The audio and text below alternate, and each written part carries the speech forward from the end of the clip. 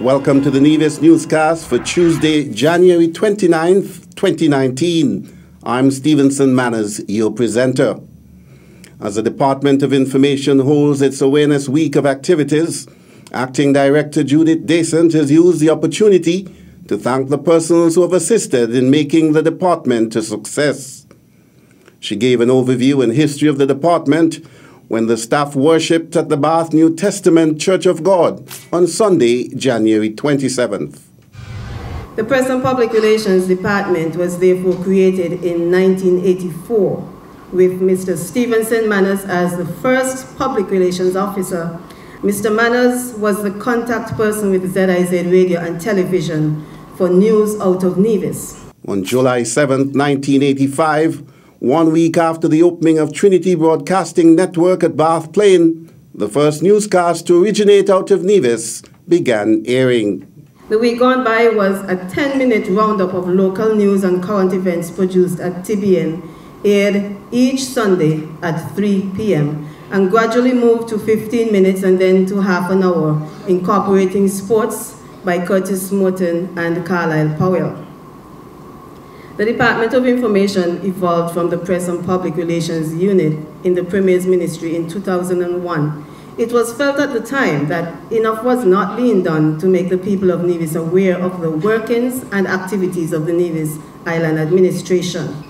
The first major production was the Nevis Newscast, the popular NNC, and this was in November of 2000. And this was produced 3 days per week, highlighting the projects being undertaken by the various ministries of government. Over the years, the department has seen growth, firstly in having the newscast become a daily feature in the lives of the Nevisian audience. In 2004, the department, through Nevis Television and TV, began to broadcast 4 hours of programming, news, interviews, and ceremonies on weekdays. It was the former Premier, Honorable Vance Amory, who actually named it Nevis Television.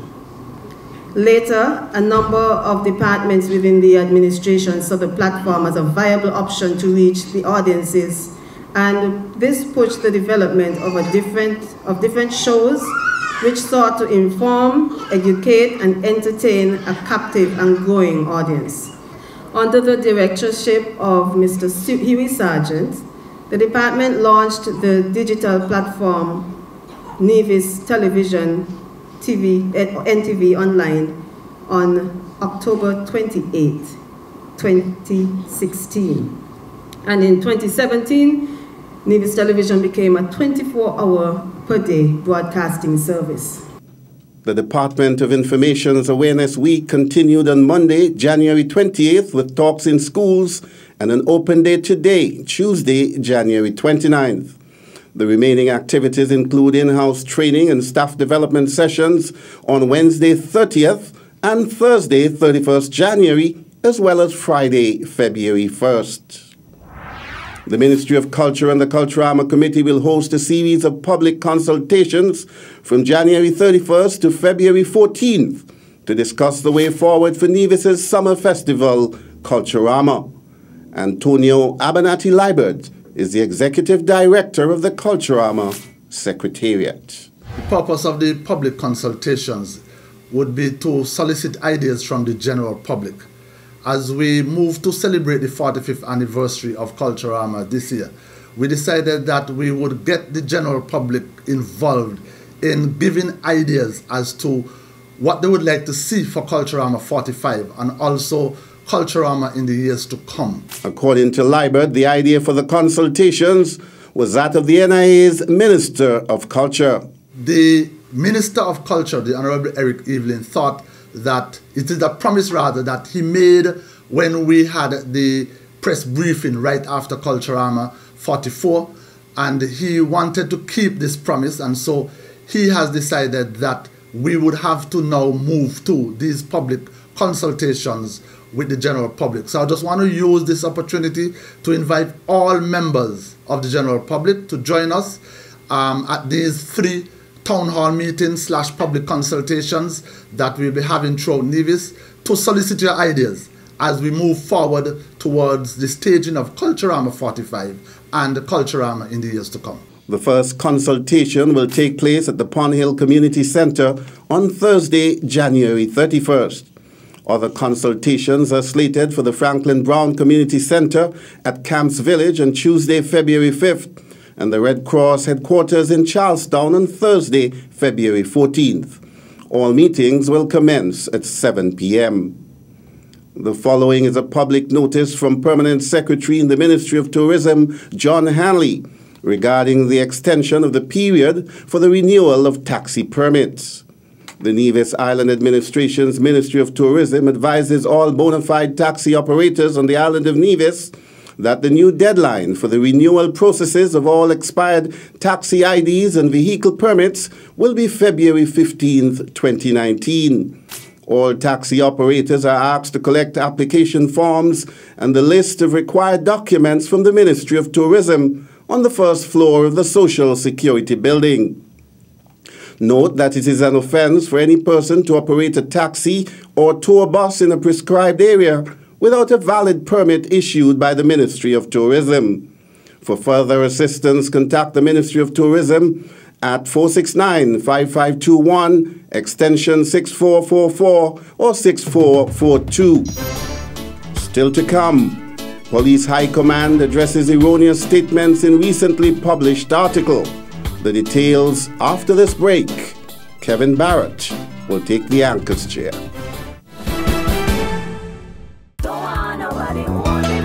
Trouble, trouble, trouble. Let me go. Everybody come. That one you're mad. We are gonna push forward. I want to hear everybody say, ready, ready. Welcome back to the second segment of this evening's local news. I am Kevin Barrett. Deputy Governor General, Her Honor Hailita Liburd, made a series of visits to the Charleston Secondary School, the Gingerland Secondary School, and the Nevis Sixth Form College over the past week. The former Principal Education Officer noted that the reason for her visits was to reiterate the importance of the island's teachers and students and her interest in them. You young people are the foundation of our country. You young people are the people who will grow up to make Nevis great, I hope. The Deputy Governor General spoke to the students about the value of love, helpfulness, kindness, a positive attitude, hard work, being focused, careful planning, and associating with good company. I remember one day, a young man came to me and he said, Mrs. Liburd, could you please write me a recommendation? Because he was trying to get a job. And I said to him, I don't have a problem, but let me ask you a question. What do you want me to write? And he stopped a minute. And he said, well, whatever you know about me. I said, do you want to hear what those things are? And I began to tell him about some of the things that I had observed about him.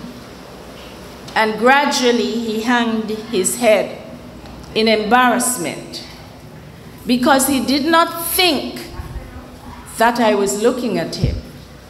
He wanted me to write all the nice things. And I said to him, the way you behave is extremely important.